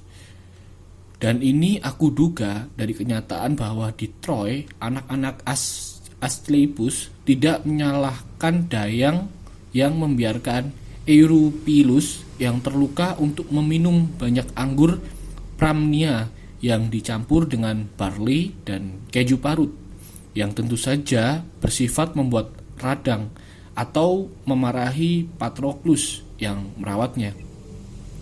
Baik, ia berkata, itu secara yakin adalah minuman yang luar biasa untuk diberikan kepada seseorang yang di dalam keadaannya. Tidak terlalu luar biasa, aku menjawab. Jika kamu mengingat bahwa di masa-masa sebelumnya, sebagaimana bisa dikatakan sebelum masa Herodicus, golongan Asclepius tidak mengerjakan cara pengobatan masa kita, yang mungkin dikatakan mendidik penyakit-penyakit. Tetapi Herodicus yang seorang pelatih dan dirinya sendiri dari keadaan yang sakit dan menggabungkan senam dan perobatan menemukan sebuah jalan untuk menyiksa pertama-tama dan terutama dirinya sendiri dan kemudian seluruh dunia. Bagaimana itu? Ia berkata. Oleh penemuan penundaan kematian. Ia memiliki sebuah penyakit yang mematikan yang dipelihara secara terus-menerus. Dan sebagaimana penemuan tidak ditanyakan, ia melewati keseluruhan hidupnya sebagai seorang valetudinaria. Ia tidak bisa melakukan apapun kecuali mengurus dirinya sendiri. Dan ia di siksaan yang tetap kapanpun ia berangkat, di dalam kapanpun dari aturannya yang biasa. Dan demikian sukar mati, oleh pertolongan ilmu pengetahuan ia berjuang sampai usia tua. Sebuah hadis yang terhormat untuk keahliannya. Ya, aku berkata, sebuah hadiah kepada seseorang yang tidak pernah memahami bahwa bukanlah karena jahil atau tidak berpengalaman di dalam cabang perobatan semacam demikian, sehingga Asklepios tidak memberikan ini kepada para penerusnya, tetapi karena ia mengetahui bahwa di dalam negara-negara yang diperintah secara baik, setiap orang memiliki pekerjaan yang harus ia penuhi, dan karena itu tidak memiliki waktu yang luang untuk berkelanjutan di dalam sakit. Ini kita tandai di dalam hal pengrajin, tetapi cukup secara menggelikan tidak menerapkan peraturan yang sama kepada orang-orang yang lebih kaya. Bagaimana maksudmu? Ia berkata, maksudku ini, ketika seseorang tukang kayu sakit, ia meminta dokter untuk sebuah pengobatan yang kasar dan yang siap. Pembuat muntah atau pencahar atau pembakar atau pisau, hal ini adalah penyembuhnya. Dan jika seorang menganjurkan untuknya susunan makanan dan memberitahukan bahwa ia harus menyapu dan membasuh kepalanya dan semua hal secara semacam demikian, ia langsung menjawab bahwa ia tidak memiliki waktu untuk sakit dan ia tidak melihat ada kebaikan di sebuah hidup yang ia habiskan di dalam merawat penyakitnya untuk mengganggu pencercanya yang biasa. Dan karena itu ia mengucapkan selamat tinggal kepada dokter yang semacam demikian. Ia melakukan kebiasaan-kebiasaannya dan membaik dan hidup dan mengerjakan urusannya, atau jika keadaan badannya jatuh, ia mati dan tidak lagi memiliki masalah. Ya, katanya. Dan seseorang yang di dalam keadaannya harus menggunakan seni perobatan sampai sejauh itu saja. Bukankah alasannya, aku berkata, bahwa ia memiliki sebuah pekerjaan? Keuntungan apa yang akan ada di dalam kehidupannya jika ia dihalau dari pekerjaannya? Cukup benar, ia menjawab. Tetapi dengan orang kaya ini adalah kebalikannya. Kita tidak mengatakan ia memiliki pekerjaan khusus yang ia harus laksanakan jika ia akan hidup. Ia secara umum dianggap tidak mengerjakan apapun. Kemudian kamu tidak pernah mendengar perkataan Phocylides bahwa segera setelah seseorang memiliki penghidupan, ia harus mengerjakan kebaikan? Tidak, ia berkata. Menurutku, ia lebih baik memulai lebih segera. Biarkan kita tidak bertengkar dengan tentangnya. Biarkan kita tidak bertengkar dengannya tentang ini, aku berkata. Tetapi lebih menanyai diri kita sendiri. Apakah pengerjaan kebaikan adalah wajib untuk orang kaya, atau bisakah ia hidup tanpanya? Dan jika wajib kepadanya, kemudian biarkan kita mengajukan pertanyaan yang lebih lanjut. Jika memberi makan penyakit-penyakit ini adalah halangan kepada penerapan seni-seni tukang kayu dan perbengkelan, bukankah secara sama berdiri di dalam jalan pikiran Phocylides? Kepada itu, ia menjawab, tidak bisa ada ragu. Perawatan badan yang keterlaluan demikian ketika dibawa melampaui peraturan-peraturan senam adalah paling bertentangan kepada pengerjaan kebaikan. Ya, memang, aku menjawab. Dan secara sama tidak sesuai dengan pengurusan sebuah rumah atau pasukan atau pejabat negara yang paling penting dari semuanya. Tidak bisa didamaikan dengan apapun dari pelajaran atau pemikiran atau penilaian diri sendiri. Ada sebuah kecurigaan yang tetap bahwa sakit kepala dan kegamangan dihubungkan kepada filsafat. Dan karena itu semua pengerjaan atau percobaan kebaikan di dalam pengertian yang lebih tinggi adalah sama sekali dihentikan. Karena seorang selalu meyakini bahwa ia dibuat sakit dan di dalam kegelisahan yang tetap tentang keadaan badannya. Ya, cukup serupa.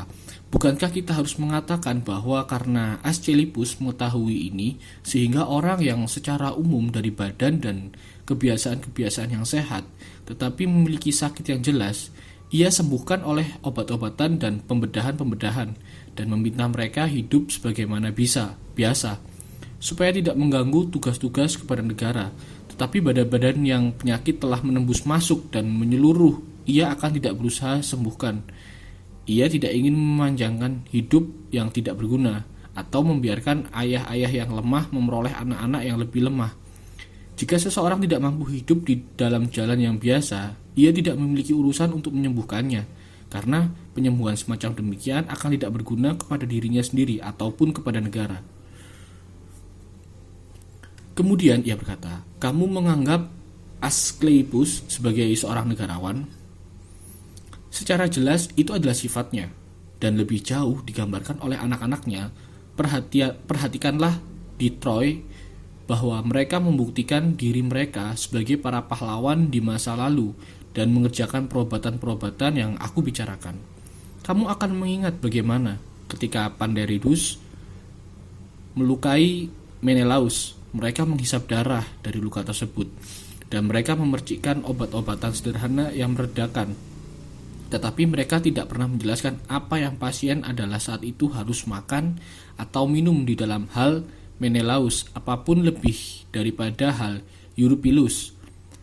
Obat-obatnya sebagaimana mereka bayangkan adalah cukup untuk menyembuhkan siapapun yang sebelumnya ia terluka, berada dalam kebiasaan-kebiasaan yang sehat dan biasa. Dan bahkan walaupun ia meminum anggur Pramnia, ia mungkin membaik secara sama. Tetapi mereka akan tidak melakukan apa-apa kepada orang-orang yang tidak bersahaja, yang hidup mereka tidak memiliki manfaat kepada dirinya sendiri atau kepada yang lain.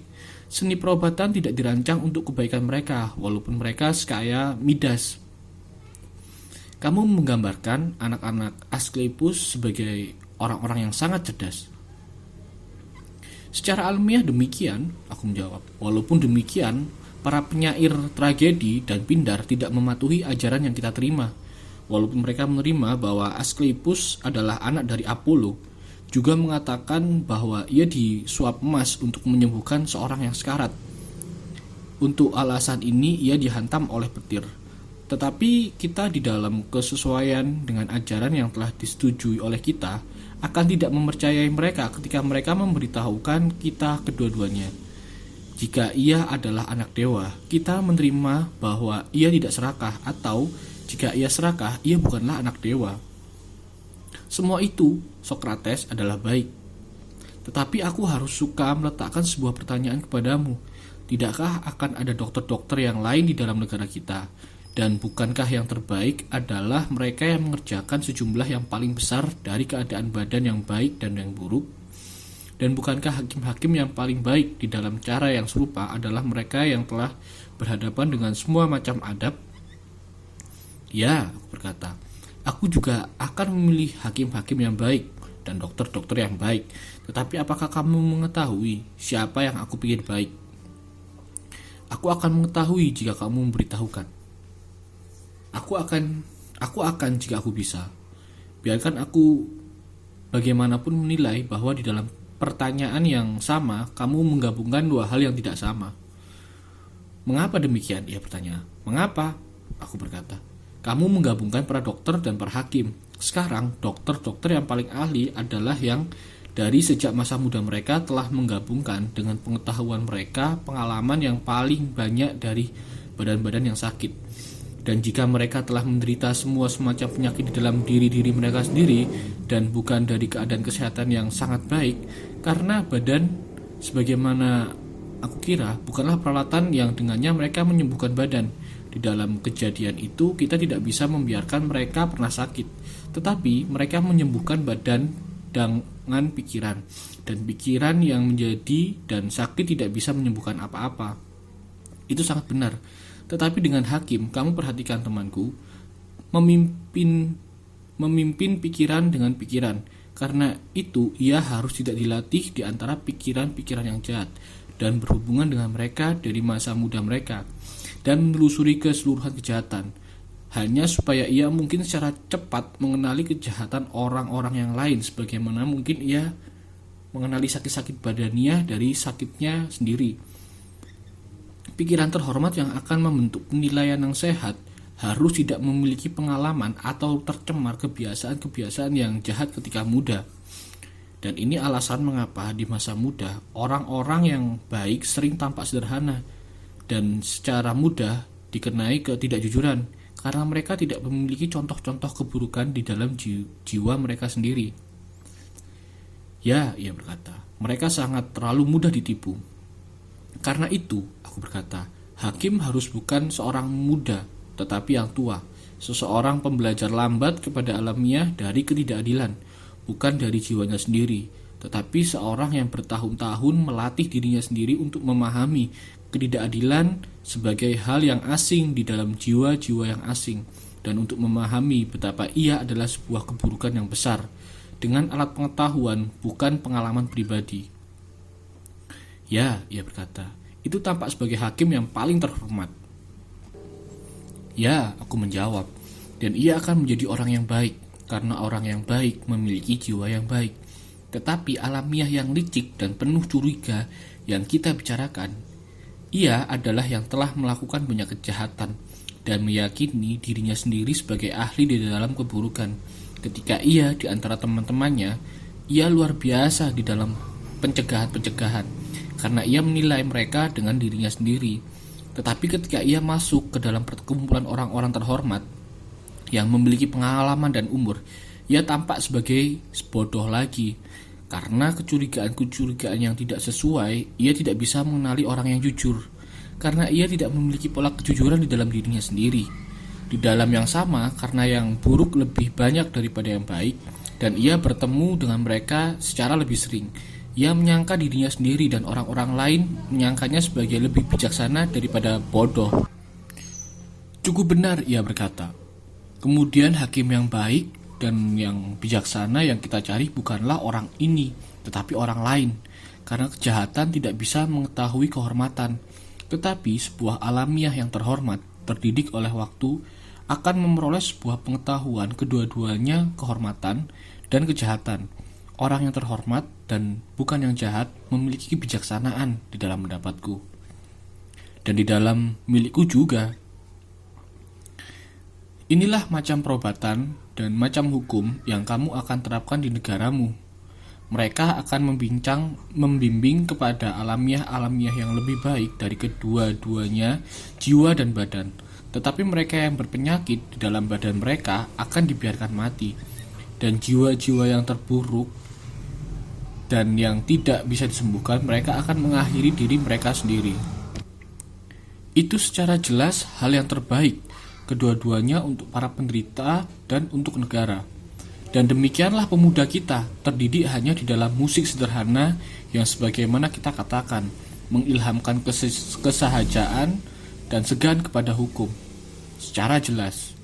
Dan pemusik yang menjaga jalur yang sama, mengerjakan senam yang sederhana, akan tidak berurusan dengan obat kecuali di dalam beberapa hal yang luar biasa. Itu cukup percaya. Latihan-latihan dan peraturan-peraturan yang ia lalui ditujukan untuk merangsang bagian yang bersemangat dari alamiahnya dan bukan untuk meningkatkan kekuatannya. Ia akan tidak seperti para atlet yang biasa, yang menggunakan latihan dan peraturan untuk mengembangkan otot. Benar, ia berkata. Bukankah kita mungkin mengatakan, Glaucon, kataku, bahwa mereka yang mendirikan pendidikan di dalam musik dan senam bukan memiliki tujuan sebagaimana sering disangka, satu untuk pelatih jiwa, yang lainnya untuk pelatihan badan. Kemudian apa sebenarnya dikerjakan oleh mereka? Aku percaya, aku berkata, para guru dari keduanya mengutamakan peningkatan jiwa. Bagaimana bisa begitu? Ia bertanya. Apakah kamu tidak pernah mengamati, aku berkata, pengaruh di jiwa itu sendiri dari pengabdian kepada senam atau pengaruh yang sebaliknya dari pengabdian kepada musik? Ditunjukkan di dalam jalan apa? Ia berkata. Yang satu menghasilkan kecenderungan kekerasan dan kegarangan, yang lainnya kelembutan dan sifat perempuan, aku menjawab. Ya, ia berkata. Aku cukup menyadari bahwa yang semata atlet menjadi terlalu liar, dan bahwa yang semata pemusik mencair dan terlembutkan melampaui apa yang baik untuknya. Bahkan secara yakin, aku berkata, keganasan ini hanya datang dari semangat, yang jika secara benar dididik akan memberikan keberanian, tetapi jika terlalu diturutkan menjadi keras dan kasar. Itu aku cukup pikirkan. Di pihak lain, bukankah kehalusan adalah sebuah mutu yang harus dimiliki oleh filsuf? Dan ini juga ketika terlalu diturutkan akan berubah jadi kelembutan, tetapi jika dididik secara benar akan menjadi halus dan bersahaja. Benar. Dan di dalam pendapat kita, para pengawal harus memiliki kedua mutu ini secara yakin. Dan kedua-duanya harus berharmoni. Dan tidak perlu ditanyakan. Dan jiwa yang berharmoni adalah kedua-duanya bersahaja dan berani, ya. Dan yang tidak berharmoni, pengecut dan tidak sopan, benar. Dan ketika seseorang membiarkan musik dimainkan di hadapannya dan menuangkannya ke dalam jiwanya melalui corong telinganya, udara-udara manis dan lembut dan melankolis yang kita baru saja bicarakan, dan keseluruhan hidupnya dilalui di dalam nyanyian dan kesenangan-kesenangan dari lagu. Pertama-tama, gairah atau semangatnya ditempa seperti besi dan dibuat berguna, bukan rapuh dan tidak berguna. Tetapi jika ia melanjutkan pelembutan dan pengembusan di tingkat yang selanjutnya, ia mulai melaleh dan terbuang, sampai ia membuang jiwanya dan memotong urat jiwanya, dan ia menjadi tentara yang lemah. Benar, jika ia memulai dengan alamiah semangat yang lemah di dalam dirinya, perubahan tersebut secara cepat terselesaikan. Tetapi jika ia memiliki yang cukup baik, kemudian kekuatan musik melemahkan jiwanya, membuatnya mudah goyah, dirangsang yang kecil, ia segera menyala dan secara cepat musnah. Bukan memiliki semangat, ia tumbuh lekas marah dan tidak bisa bekerja secara tepat.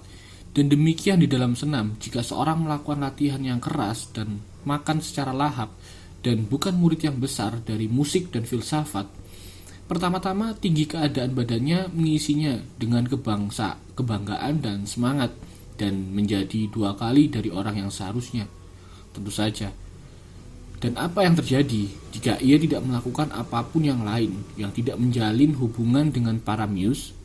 Bukankah bahkan semangat cinta kepada pengetahuan yang mungkin ada di dalam jiwanya tidak merasakan pembelajaran atau pencarian atau pemikiran atau kebudayaan, tumbuh lemah dan tumpul dan buta?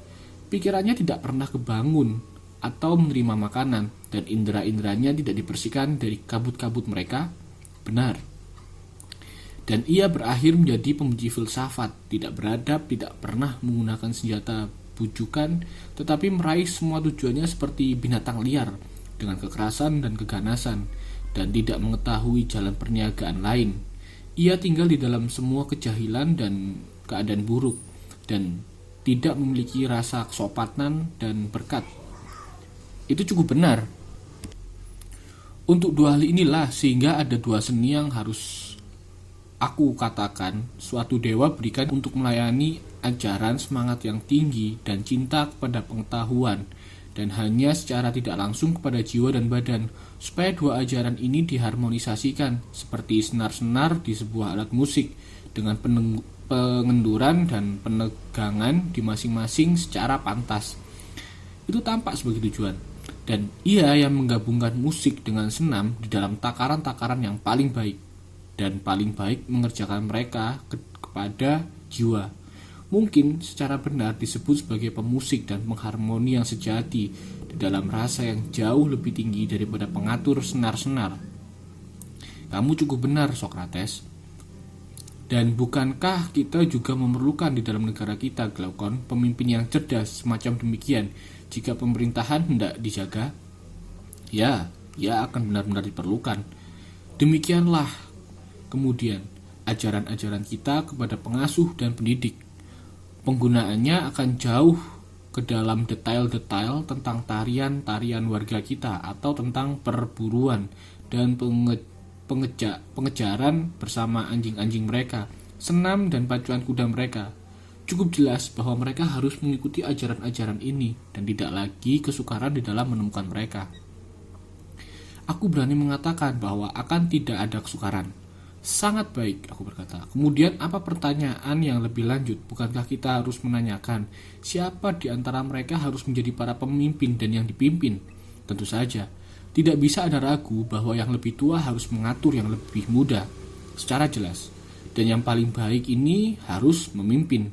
Itu juga jelas. Sekarang, bukankah petani yang paling baik adalah mereka yang paling bersungguh-sungguh kepada pertanian? Ya. Dan di dalam hal ini, kita mengingini pengawal yang terbaik. Bukankah mereka yang paling menghargai negara? Ya, mereka harus cerdas di dalam hal-hal ini dan mampu dan terlebih menjaga kepentingan-kepentingan negara. Demikianlah, seseorang paling mungkin menjaga hal yang ia cintai secara perlu, dan ia akan paling mungkin mencintai apa yang ia anggap memiliki kepentingan-kepentingan yang sama dengan dirinya sendiri, dan yang saat mengalami keberuntungan baik atau buruk dianggap olehnya kapanpun paling memengaruhinya. Sangat benar, ia menjawab. Kemudian harus ada pemilihan. Biarkan kita menandai di antara para pengawal, mereka yang di dalam keseluruhan hidupnya menunjukkan kesungguhan yang paling besar untuk melakukan apa yang mereka anggap demi kepentingan-kepentingan negara, dan ketidaksukaan yang paling besar untuk melakukan apa yang sebaliknya. Mereka orang yang tepat, dan mereka akan diawasi di setiap usia, supaya kita mungkin melihat jika mereka menjaga tekad mereka dan tidak pernah di dalam pengaruh kekuatan atau pikatan yang melupakan atau membuang rasa bertugas mereka kepada negara. Membuang bagaimana? Ia berkata. Aku akan menjelaskan kepadamu, aku menjawab. Seorang membuang sebuah kepercayaan dari pikiran sesuai kehendaknya ataupun melawan kehendaknya. Sesuai kehendaknya ketika ia membuang kepercayaan yang salah dan belajar lebih baik. Melawan kehendaknya ketika membuang kepercayaan yang benar. Aku mengerti, ia berkata. Yang sesuai kehendak artinya melawan kehendak tersebut. Aku belum pelajari. Mengapa? Aku berkata. Tidakkah kamu melihat bahwa orang-orang yang secara tidak berkehendak membuang kebaikan dan secara berkehendak membuang keburukan, kemudian kehilangan kebenaran adalah sebuah keburukan dan memiliki kebenaran adalah sebuah kebaikan. Dan kamu akan setuju bahwa mengenali hal-hal sebagaimana mestinya adalah memiliki kebenaran? Ya, ia menjawab. Aku setuju denganmu di dalam berpikir bahwa manusia terbuang dari kebenaran melawan kehendak mereka. Dan bukankah pembuangan secara tidak sukarela ini disebabkan oleh pencurian atau kekuatan atau pikatan? Aku masih tidak memahamimu. Aku khawatir bahwa aku telah berbicara secara gelap seperti para penulis tragedi. Aku berkata, mereka yang tercuri, maksudku adalah bahwa beberapa orang berubah oleh bujuk dan beberapa yang lainnya melupakan. Argumen mencuri kepercayaan dari beberapa orang dan waktu dari beberapa yang lain. Sekarang kamu memahamiku? Ya. Mereka yang dipaksa adalah mereka yang oleh kekerasan atau oleh suatu rasa sakit atau kesedihan terpaksa merubah pendapat mereka. Aku mengerti, ya berkata, dan kamu cukup benar. Dan para korban pikatan, kamu akan juga mengatakan bahwa mereka adalah orang-orang yang merubah pikiran-pikiran mereka di dalam pengaruh yang lebih lembut dari kenikmatan, atau yang lebih keras pengaruh dari rasa takut. Ya, ia berkata, setiap hal yang menipu mungkin dikatakan memikat. Karena itu, sebagaimana aku baru saja katakan, kita harus mencari siapa para pengawal yang paling baik dari keyakinan mereka sendiri bahwa apa yang mereka pikir sebagai kepentingan negara adalah yang akan menjadi peraturan hidup mereka. Kita harus mengawasi mereka dari sejak masa muda mereka dan memberikan kepada mereka tugas-tugas yang di dalamnya seorang paling mungkin melupakan atau tertipu. Dan ia yang ingatannya kuat dan yang tidak bisa terpedaya, kita harus menerimanya. Dan ia yang terjatuh dalam percobaan tersebut harus ditolak. Itu akan menjadi jalannya? Ya. Dan harus ada juga kerja keras dan rasa sakit dan perseteruan ditentukan untuk mereka yang di dalamnya mereka akan dibuat memberikan bukti yang lebih lanjut dari mutu-mutu yang sama. Sangat benar. Dan kemudian, aku berkata, kita harus mencoba mereka dengan pikatan-pikatan yang adalah ujian macam ketiga, dan melihat jika mereka adalah dari alamiah malu, sehingga kita harus membawa pemuda kita ke tengah kengerian dari beberapa macam, dan lagi melepaskan mereka ke dalam kenikmatan-kenikmatan, dan membuktikan mereka secara penuh daripada emas yang dibuktikan di dalam api tungku, sehingga kita mungkin menemukan jika mereka bersenjata melawan semua pikatan dan selalu berpembawa terhormat, para pengawal yang baik dari diri mereka sendiri dan dari musik yang mereka telah pelajarin, dan bertahan di awal semua keadaan alamiah yang ritmikal dan harmonis. Semacam akan paling bisa melayani kepada diri dan kepada negara, dan ia tetap di setiap usia sebagai anak-anak dan pemuda dan di dalam kehidupan dewasa melewati ujian tersebut dan keluar darinya dengan menang dan murni. harus ditunjukkan sebagai pemimpin dan pengawal negara. Ia harus dihormati di dalam hidup dan mati, dan harus menerima nisan dan peringatan-peringatan penghormatan yang lain, yang paling besar yang kita bisa berikan. Tetapi ia yang gagal, kita harus tolak. Aku cenderung berpikiran bahwa ini adalah macam jalan yang di dalamnya para pemimpin dan para pengawal kita harus dipilih dan ditunjuk. Aku berbicara secara umum dan bukan dengan maksud apapun kepada ketetapan. Dan berbicara secara umum, aku setuju denganmu, ia berkata. Kemudian, bukankah aku benar-benar pantas untuk pengawal di dalam rasa paling penuh terhadap nama tersebut, menjaga kita melawan musuh-musuh asing dan mencapai kedamaian di antara warga kita di rumah, sehingga yang satu mungkin tidak memiliki keinginan dan yang lainnya kekuatan untuk menyakiti kita. Para pemuda yang sebelumnya kita sebut sebagai para pengawal mungkin secara cukup dianggap sebagai pasukan pembantu dan pendukung ajaran-ajaran para pemimpin. Aku setuju denganmu, ia berkata. Bagaimana kemudian kita mungkin menemukan kesalahan yang kita baru saja bicarakan? Satu saja kebohongan terhormat yang mungkin menipu para penguasa. Jika itu mungkin dan di tingkat manapun keseluruhan kota. Bohongan macam apa ini? Ia berkata. Bukan hal baru, aku jawab. Hanya sebuah kisah tua Fonikia yang sering tampak sebelum sekarang dan di tempat-tempat yang lain, sebagaimana para penyair katakan, dan telah membuat dunia percaya walaupun bukan di masa kita. Dan aku tidak mengetahui jika kejadian semacam demikian akan bisa terjadi lagi atau bisa menjadi mungkin sekarang jika ia terjadi. Kata-katamu tampak sangat ragu di bibirmu. Kamu akan berpikir bahwa aku memiliki alasan baik terhadap keraguanku ketika aku telah mengatakannya, aku berkata. Katakanlah, ia berkata, dan jangan khawatir. Baiklah, kemudian aku akan berbicara. Walaupun aku benar-benar tidak mengetahui bagaimana untuk memandang wajahmu atau di dalam kata-kata apa mengutarakan kisah yang berani tersebut, yang aku sarankan untuk dibicarakan secara bertahap. Pertama kepada para pemimpin, kemudian kepada para tentara, dan terakhir kepada masyarakat. Kepada mereka akan diberitahukan bahwa masa muda mereka adalah sebuah mimpi, dan pendidikan dan pelatihan yang mereka terima dari kita, sebuah penampilan saja. Di dalam kenyataan di sepanjang seluruh masa itu, mereka dibentuk dan diberi makan di dalam rahim bumi. Tempat diri-diri mereka dan lengan-lengan mereka dibentuk, sementara senjata-senjata dan perlengkapan mereka dibuat. Ketika mereka telah lengkap, bumi ibu mereka mengirim mereka ke atas. Dan sehingga negeri mereka menjadi ibu mereka dan juga pengasuh mereka. Mereka wajib berpikir untuk kebaikannya dan mempertahankannya melawan serangan-serangan. Dan warga-warganya mereka hargai sebagai anak-anak dari bumi dan saudara-saudara mereka sendiri. Bukan tanpa alasan, katanya. Sehingga kamu ragu dengan kebohonganmu itu. Cukup alamiah aku harus demikian, aku berkata. Tetapi dengarkanlah keseluruhan kisahnya. Para warga, kita harus mengatakan kepada mereka di dalam dongeng kita, kalian semua bersaudara, walaupun dewa membentuk kalian secara berbeda-beda. Beberapa dari kalian memiliki kekuatan untuk memerintah, dan di dalam pembentukannya, dewa mencampurkan emas di dalam dirinya. Karena itu, mereka juga memiliki kehormatan yang paling besar di dalam pasukan pembantu perak dan besi dan perunggu, di dalam para petani dan pengrajin.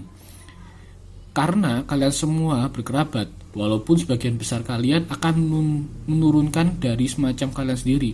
Mungkin terjadi bahwa seorang ayah emas akan menurunkan seorang anak perak, dan anak emas datang dari ayah perak, dan di dalam cara yang sama semuanya melahirkan satu sama lain.